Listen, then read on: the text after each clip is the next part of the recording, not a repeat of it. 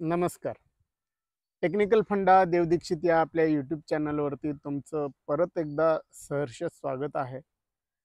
माझी लाडकी बहीण ही जी मुख्यमंत्र्यांची योजना आहे नवीन आलेली, तर या योजनेसारखीच आणखी एक योजना आपल्याला सोशल मीडियावर फिरताना दिसते. ती योजना म्हणजे माझा लाडका भाऊ. आता माझा लाडका भाऊ ही योजना खरोखरच अस्तित्वात आहे काय, किंवा ती असेल तर कशी आहे, या संदर्भात आपण आज या व्हिडिओमध्ये जाणून घेणार आहोत. तर माझी लाडकी बहीण ही योजना 1 जुलैपासून अंमलात आलेली आहे आणि बऱ्याचशा वेबसाईटवरती, सोशल मीडियावरती याचा बोलबाला आहे आणि प्रत्यक्ष मुख्यमंत्र्यांनी याची घोषणा केलेली आहे. पण माझी लाडकी बहीण ही जी योजना आहे, ती योजना काय आहे ते सुरुवातीला आपण थोडंसं समजून घेऊया. तर माझी लाडकी बहीण ही जी योजना आहे, ती योजना महाराष्ट्र राज्यातील पात्र लाभार्थी महिलांना स्वतःच्या पायावरती उभं करणं म्हणजे स्वावलंबी बनवणं, आर्थिकदृष्ट्या त्यांना आधार देणं, यासाठी महाराष्ट्र शासनानं सुरू केलेली आहे.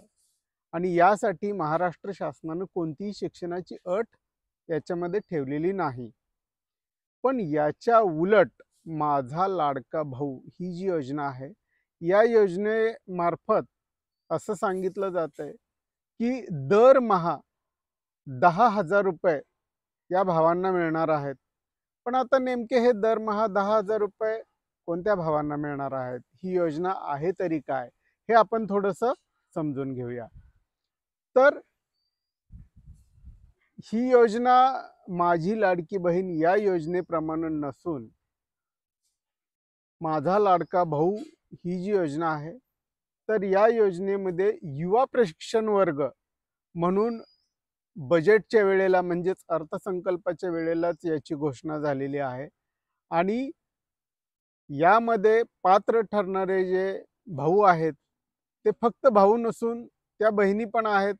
म्हणजेच डिप्लोमा झालेली मुलं आणि मुली या योजनेमध्ये असणार आहेत.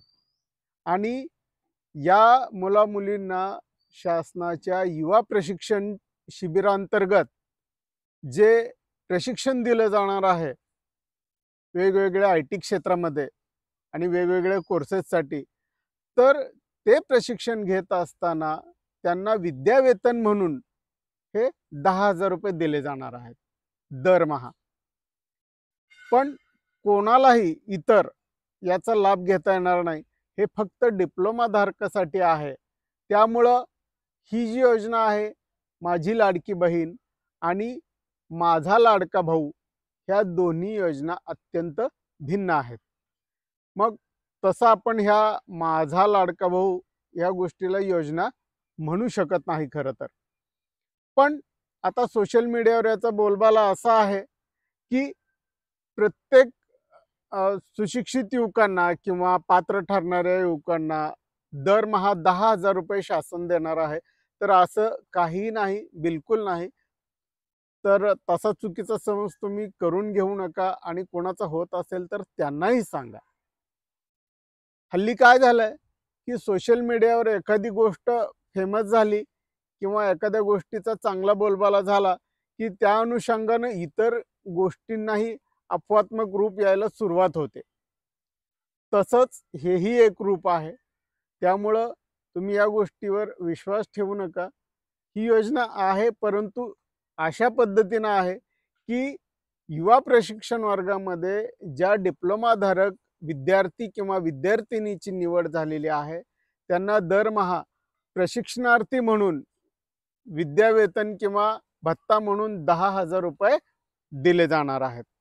आणि त्यासाठी वेगळी तरतूद शासनाच्या अर्थसंकल्पामध्ये करण्यात आलेली आहे.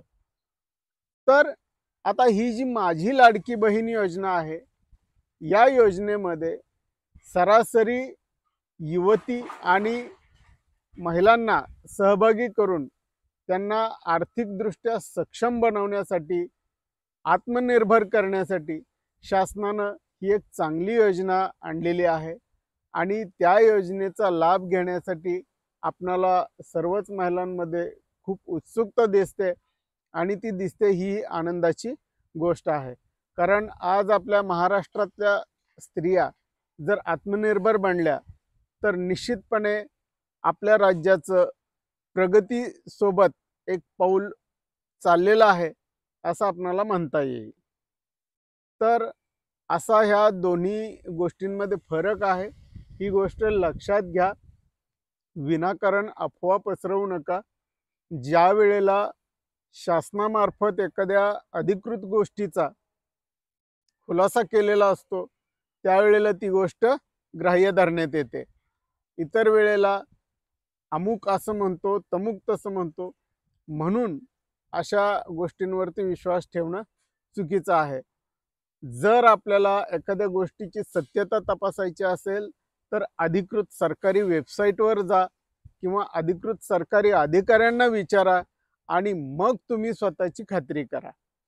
अशा प्रकारच्या आणखीही बऱ्याच योजनांची माहिती या सोशल मीडियावरती फिरते आहे आणि उगीचच हातातले कामधंदे सोडून किंवा आपल्या पाठीमागचं एखादं महत्त्वाचं काम सोडून आपण याच्या पाठीमागं लागता कामा नये. होतं काय की निष्कारण वेळ जातो, त्रास होतो आणि मनस्ताप होतो तो वेगळाच. त्यामुळं कोणतीही योजना असेल आधी त्याची खातरजमा करा. तुम्हाला जर ती योग्य वाटत असेल, ती योजना बरोबर असेल तर निश्चितपणे तुम्ही त्या योजनेसाठी विचार करू शकता आणि खरोखर विचार करण्यासारख्या ज्या योजना असतात त्याच्यावरती आपण विचार केला पाहिजे आणि त्याचा फायदा घेतला पाहिजे. माझी लाडकी बहीण ही योजना मात्र निश्चितपणे सरकारची अधिकृत योजना आहे आणि त्या योजनेचा मात्र महाराष्ट्रातील सर्व महिलांनी, माता भगिनींनी जे ह्यासाठी पात्र ठरतात त्यांनी अवश्य लाभ घ्यावा आणि ते घेतील अशी आपण रास्त अपेक्षा व्यक्त करतो. धन्यवाद.